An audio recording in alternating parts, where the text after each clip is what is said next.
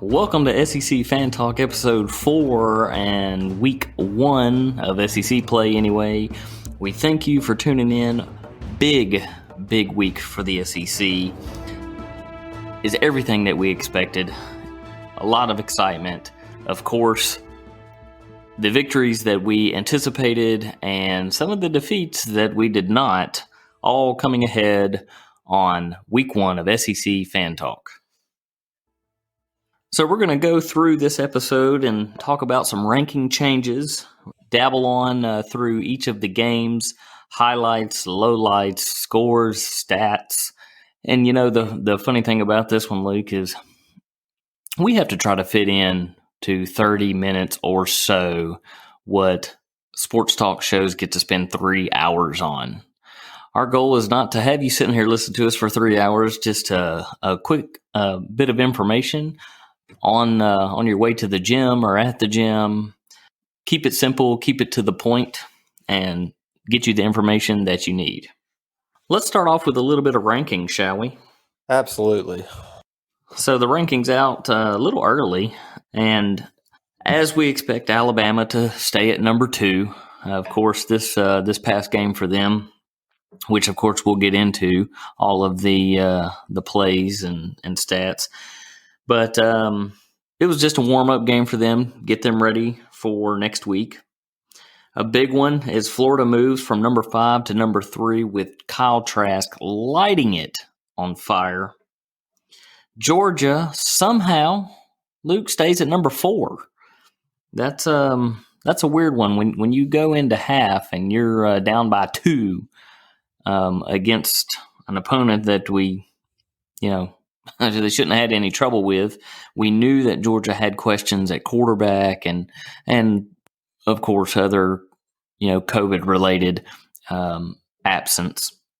But for them to stay at 4 after that performance, I don't know that I agree with it. Auburn moves from number 8 to number 7. Texas A&M goes down to 13 from 10. Mississippi State enters the top 25 and takes the 16th spot, which they definitely deserve. LSU expectantly dropped down to 20 from 6 after the Mississippi State bashing. Tennessee drops to 21 from 16 despite the win and a little better performance than Texas A&M. I'm not quite sure how some of these guys are voting for like Georgia to stay at 4, but Tennessee to drop. Now, granted, that didn't look pretty, and if it wasn't for the pick 6 from Henry To'o, the score wouldn't have been what it was. So, I get maybe holding or maybe dropping 1 or 2, but dropping down to 21 seems a bit much.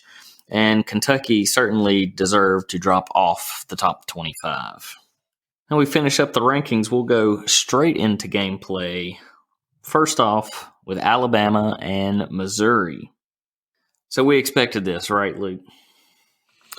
Yeah, I mean, there was no question about the Alabama-Missouri game. It was exactly what I kind of expected. This game was never in doubt, and Alabama, they, like so many of these other teams this past Saturday, the biggest challenge is going to be keeping your offense in sync. These guys had almost zero practice time leading up to the season. And so, it's going to be an issue. They're really going to have to knock some cobwebs off. And really, it's going to take all these SEC teams, seemingly all of them, maybe with a few exceptions, that it's going to take a game or two for everybody to really have their offenses hit in stride. And you could kind of tell Alabama was that way with Mac Jones. He still had a great game, threw for 250 yards. But at the same time, look to see Alabama be putting up a lot more points than that as the season goes on. But yeah, Missouri, they did all they could against clearly better Alabama team. But as to score 19 points against Alabama's defense, and they only gave up 38, regardless of how long they kept their starters in. It could have been a lot worse for Missouri, but they at least kept it somewhat respectable. Final score on that ending 38-19. Alabama putting up 414 yards of total offense, with Missouri actually 322 is a little bit more than what I would have expected. Yeah, it's not bad Alabama at all. had one. Yeah, Alabama had one fumble for a turnover, while Missouri had 3 and lost 2 of those. The penalties is what Nick Saban is probably screaming at his team. 7 penalties for 49 yards. The 7 penalties alone gets under Saban's skin, while Missouri only had 3 penalties for 20 yards. You're doing well when they pull Mac Jones out, who was 18 for 24 in the third quarter. They swap it over to Bryce Young, who went 5 for 8, just to get the next guy in line some reps with the team. Exactly how we anticipated it playing out, and look forward to seeing Alabama's next week game.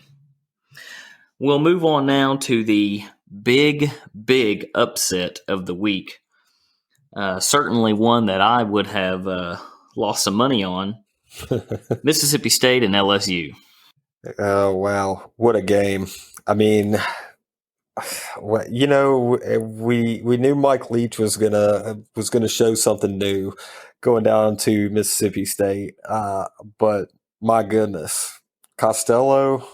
I mean, a kid that nobody had really heard of. A lot of people thought Garrett Schrader was going to end up starting this season, but all of a sudden here comes Costello, and he's got that perfect build and perfect passing motions that Leach just absolutely loves.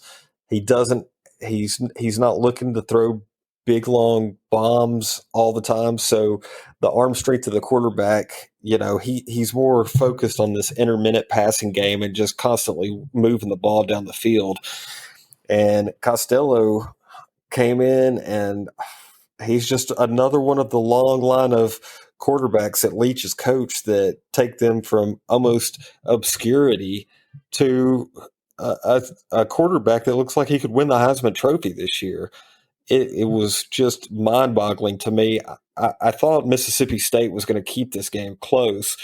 I thought that it would be within 7 points, but I thought LSU was going to have the talent to pull it out in the end. But Mississippi State just came out, and I think the biggest thing I took away from this, Brandon, was the fact that Mississippi State got in a position late in the fourth quarter against LSU, where they threw a pick six, where Costello threw a pick six late in the fourth quarter, and I believe that it tied the game up. And instead of getting down on themselves, they just came back, and they just never gave up.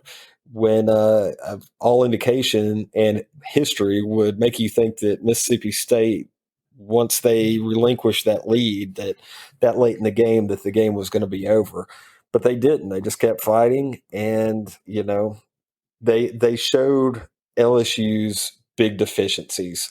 And some people thought that LSU was just going to be like Alabama, and they had all these 5-star players sitting on the bench, just ready to go in after they lost, I think, 14 players to the draft. And LSU is just not Alabama. Even if you would have taken Alabama at their height, losing 14 players to the draft, you're going to have some fall off. But LSU, they've got some big problems moving forward. And, I thought at the beginning of the year that they would win, I thought they would win 8 games, but if things don't get better in Baton Rouge in a hurry, they could be looking at maybe just 6 wins this season. But we'll see. I don't know what you think about it. Final score on that, 44-34. Passing yards, unbelievable. Okay, talk about a unbalanced game. LSU was definitely able to stop the run because Mississippi State only had a total of 16 attempts with 9 net yards, while passing yards was 623, the longest being a 75-yard bomb to Kylan Hill, which had 158 receiving yards, Mitchell with 183, and Peyton with 122. 3 receivers with over 100 yards. Mitchell with almost 200. Absolutely insane. Now, Mississippi State did turn the ball over 4 times. To give LSU that many chances and still pull out with 10 points, crazy. Oh, I know.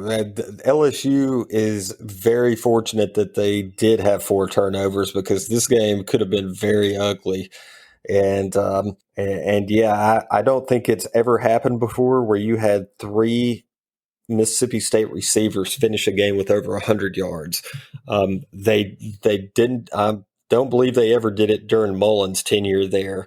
So that just shows that they were spreading the ball all over the field, and just able to just move the ball at will against LSU's defense. Let's move on to the next game, being Georgia and Arkansas.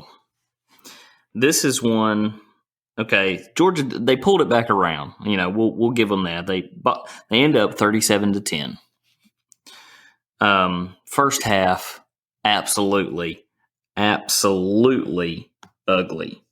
Oh yeah. It was worse than ugly. I knew that Georgia was going to have they were going to have some issues getting their footing under them on their offensive side of the ball just because of what they lost. But Georgia, unlike LSU, does have a lot more 5-star talent sitting on the bench waiting to go in. It definitely has more than LSU. So they've got the talent to be able to put up a respectable amount of points. But they're going to have issues if they don't get their quarterback situation under control. They're going to have some problems as the season goes on because, like you said, I mean, this game was within 2 points at halftime. Give credit to Bennett. He came out there and, the kid, I think he was their 3rd-string quarterback. He came out and throws for 211 yards, really kind of stepped up. But Georgia's going to have some issues because if it took them that long to start to catch fire offensively against Arkansas, they're going to have some issues. And I know Franks threw at least 1 interception for a touchdown, so there were 7 points that came that Georgia's defense has scored. So yeah, the score was kind of what I thought it would be, but honestly, Georgia has more questions than they do answers at this point, at least when it comes offensively. Rolling down the stats here, you have Georgia with 387 total yards of offense. Not horrible. 280 coming from Arkansas. The penalties are a big one, Luke. 12 penalties from Georgia for 108 yards. Tell me Kirby Smart is not just, when you come from Saban, maybe you pick up some of his hatreds, and one of them is penalties. That's a lot of yardage. That teams are punting a lot when both teams, 7 punts for Georgia, 8 for Arkansas, both of them in that 349, 369 respectively. Lots of punts. Yeah, I had no idea. I knew Georgia did have some stupid penalties in that game, but I had no idea that they had that many penalty yards. Kirby's not going to let that continue to happen. Yeah, I would hate to be a Georgia player on practice on Monday. That's for sure. So moving on to the next one, we kind of bouncing back and forth between exciting games to disappointing games. One game that we knew, we both picked the winner of it, and we're correct. But I did not expect the final score to end up 51-35, and I'm talking about Florida and Ole Miss. Yeah, Both of them with over 600 yards of offense. You know, if you're Florida, great. You put up 641 yards of offense. How do you allow 613 yards to come back on you and still win with that kind of success?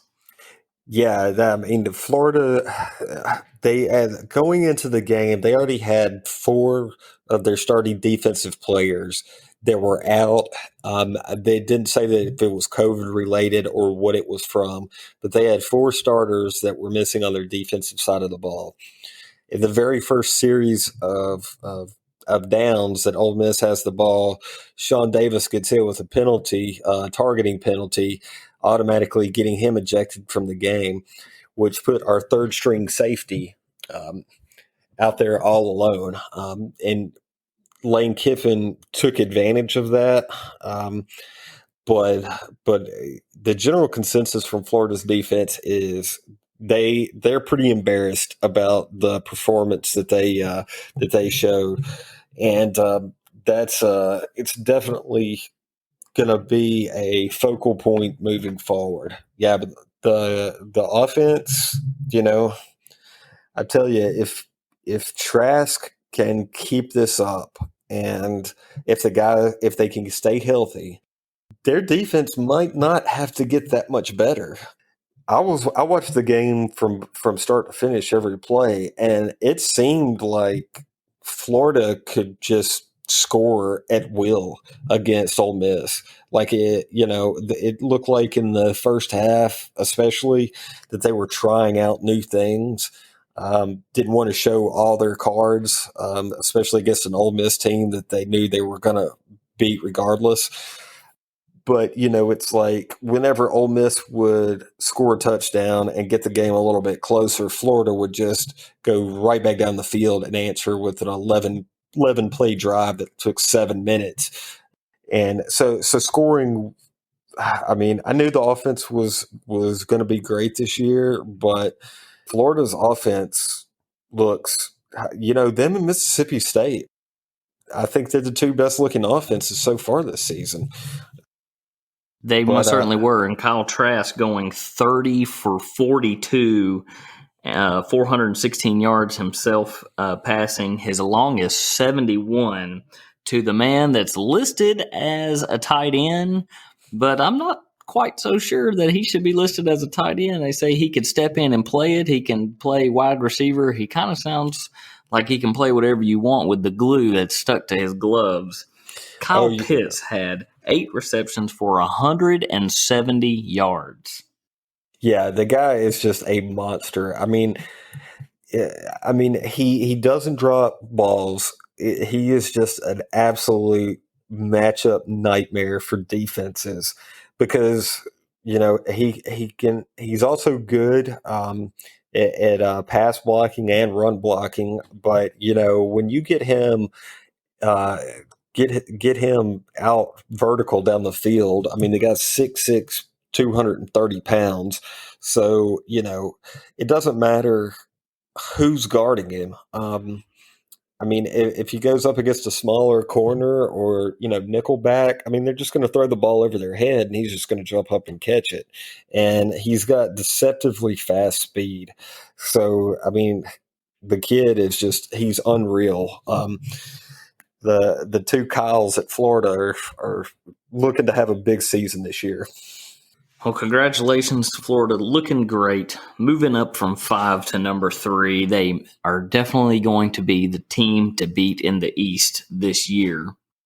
Another game that, started out together. I mean, it was a close matchup, ending off 13-29. That's Kentucky and Auburn. And they were within 2 here and there, just tightly played game. Third quarter, Wilson just hands the ball. I mean, literally just looks like he just said, whoop, here you go. Hands the ball over. That pretty much sealed the deal. Auburn took it from there. Kentucky's any type of forward motivation that they have was just shot at that point. Yeah, that was it was. Wilson did go game was 24 actually for played- 37, 239 yards. Yeah, Terry Wilson. You Sorry, could go tell ahead. that you could tell that Wilson was rusty. He missed so much last season, so he was rusty coming out of the gate. But at the same time, he showed flashes of the old Terry Wilson. I think it's not a horrible loss for Kentucky, and keeping their eyes downfield, for the remainder of the season. I think Kentucky's actually going to be all right. Terry Wilson just needs to get back in the rhythm of things, and Auburn. They kept it close with Auburn all until the fourth quarter, where Kentucky just couldn't muster any offense. The guy with the best name in college football, Cavassier Smoke, he showed flashes of a big-time playmaker that he can be, even though he only finished with 62 yards. But yeah, Kentucky, I thought I think they played better than what the score indicates, and they were playing at Auburn. They most certainly did. Most certainly. Yeah, when you compare the total offense, Kentucky had 384 total yards of offense. Auburn only had 324. Kentucky runs 78 plays to Auburn's 57 plays. It just seems like they just couldn't get into the end zone. Was the only problem. Yeah, it really was. It was definitely their biggest problem.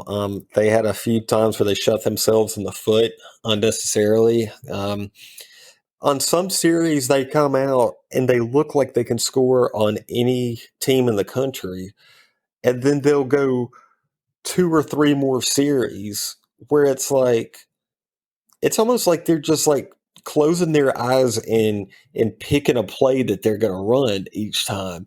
To me, there's like no rhyme or reason to the way that offense runs. And it's like, that's always been my criticism of Malzahn. But, if he keeps winning, no matter how ugly the games are, he'll be fine. Our next matchup contains, a team that everyone writes off every year for football, but could they be the underdog that gives everyone a little bit more than what we'd hope for, or what we expect, I'm sorry. And then the other team, Texas A&M, did we miss something? And did we evaluate them too highly? They're in the preseason. We're talking about someone that may compete to be able to play against Alabama, and here they can't even put down Vanderbilt. Vanderbilt's quarterback, Ken Seals, threw 20 for 29 with 2 interceptions, 150 yards for his long. Yeah, I mean, they had 150 yards in receiving and 105 yards in rushing. For that game to end up 17-12, it's just, I expected way, way more from the Aggies. Yeah, I think everybody was absolutely shocked by that score. A&M just, I don't know. I don't know what you can say about them, but they're lucky that they were playing Vanderbilt, because with 4 turnovers, I know that they fumbled. They put the ball on the ground 5 times during that game. They lost 3 of them. If you put the ball on the ground, or you have 3 turnovers in a game, more than likely you're not going to win. And, of all the teams that looked like they were the rustiest coming out of the gate, it had to have been A&M. They just could not get anything going. And that was at home against Vanderbilt. Now, Vanderbilt might end up turning out to be a better team than what everybody thinks this year. We'll see. But Texas A&M, I mean, That is a shocking score, to say the least, from A&M, who had such high expectations coming into the beginning of the season. Yes, that is correct, and I believe we'll be moving on here to the last one. Yeah, the last game is Tennessee 31 to South Carolina 27. We both picked Tennessee to walk away with the win, and this one, other than last year, this has always been a one possession game. This is the first time for Pruitt to beat Muschamp back to back years. His course last year and this year, but prior to that, his first year he did not, and Butch Jones just couldn't find a way to beat Muschamp. If it wasn't for the defense, offense was ugly. Garantano was constantly missing his receivers, throwing too hard behind them, throwing over their heads. The defense is what saved this game. Really bad special teams botch right in the beginning. It didn't look very good offensively. It didn't look good for special teams until, laying on the punt at the end of the game. They had Tennessee had 394 total yards of offense, but just get down in the red zone and having problems, and Samagli is having to kick way too many field goals. South Carolina had 379 total yards of offense. The third down conversions for Tennessee, 1 for 12, Luke, 1 for 12. Wow. That's shocking. And I don't know what it is about every team that plays South Carolina. I don't understand. Every team that plays them just looks sloppy against them, and South Carolina won't look really any better. Their defense seems to always be better than their offense, but it's like every team that plays South Carolina looks terrible. And I don't know what that is about. I loved hearing Taylor Zarzour and Brent Stitch. South Carolina had the graduate transfer from the West Coast come in as their quarterback, and he learned really quick that the SEC is quite different. It's not just a high-scoring offensive game. It is, you better watch your back. You've got 3 seconds every play before someone's going to be on your tail. And he learned the hard way that is what's coming at him all season. Yeah, you got that right. But yeah, I mean, it was a solid win. I think you and I both knew that it was going to be a hard-fought game for Tennessee, and we both picked them to come out on top. And I know that you're definitely happy about starting the season out 1-0. Yeah, for Tennessee, it's their longest SEC win streak with 7. So they're looking the part, carrying over from last year. They have a lot to work on. Hey, for the people that they were missing, they stepped in, did good. They played, I think, 5 or 6 different freshmen got to play. And then be looking for Brandon Johnson to take over the Callaway position from last year, because that man had some hands on him. Yes, he did. Grabbing some sideline passes. Yeah, he had a great game. Huge catches. In a non-SEC topic here, but one that will affect the playoffs, Oklahoma did exactly what you thought was going to happen. Maybe not so much lose the game like that, but no defense. Absolutely no defense. They lose to Kansas. If I'm a college football playoff committee person, they're done. Oh, yeah, absolutely. I mean, there's no way that you can even remotely and with a straight face even hint at the fact that Oklahoma, regardless, I don't care if they blow every team out for the rest of the season by 30 points. It doesn't matter. I mean, Kansas State, they had, what was it? It was like 12 defensive players that were sitting out the game, but through contact tracing and other reasons. I mean, they were playing wide receivers at corner, and Oklahoma still got beat. I mean, there's just no excuse in that whatsoever. And so, yeah, I'm with you. Oklahoma, I don't care what they do for the entire rest of the season. There is no excuse for them to lose to K-State, which they were, I believe, 18-point favorite in that game, I believe. There's no excuse whatsoever. Spencer Rattler did not do bad. I mean, we always said that, they have a plug-and-play system with their quarterback over there. Rattler looked pretty good. Too young. I mean, he threw too many interceptions, and your young transfer quarterback is not going to save a game for you. And like, as we've said, they don't have the defense to save a game either. No, and if you're a Rattler, you can't throw interceptions like that.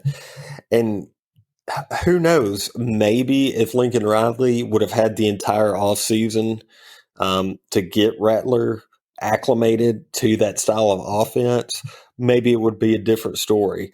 But Oklahoma is no different than every other team in the country right now. They were all at a huge disadvantage with their lack of being able to prepare leading up to the season because of all the COVID talk. So, who knows? I mean, I expect Lincoln Riley and I expect Oklahoma to turn it around, and they're going to look probably phenomenal in their next 3 or 4 games. And they're going to try to make people forget about this embarrassing loss to K-State, but there's no way that the playoff committee is going to forget about that debacle that happened on Saturday. To quote a show on ESPNU, SiriusXM with Chris Childers and coach Rick Neuheisel, it finally feels like college football, and that's because of the start of the SEC. It was an exciting week. They did not let us down. Ups and downs all over the place. We'll come at you Friday with this week's lineup, our picks, and the news that is most definitely going to be happening throughout the week. More players that will have to be quarantined, some coming off quarantine, if the anticipated AP polls that we talked about in the beginning actually happen. Yeah, looking forward to it next or this later on in the week. Taking a look at the matchups coming up, and yeah, I'm like you though. I mean, it really does feel like college football is actually back now that we have conference football going on. I think I told you earlier that watching the other games leading up to the SEC start, it was like watching NFL preseason games where, nobody really cares, but I'll watch it because it's football.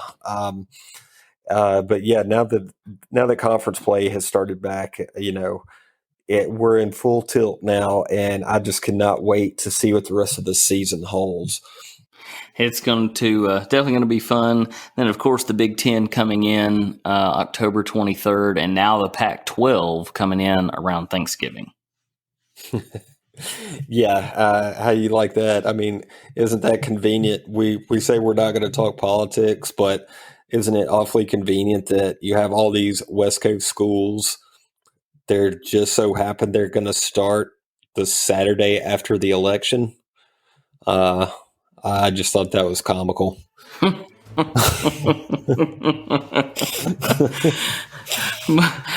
Most certainly. Guys, we want to thank you for tuning in to another episode of SEC Fan Talk.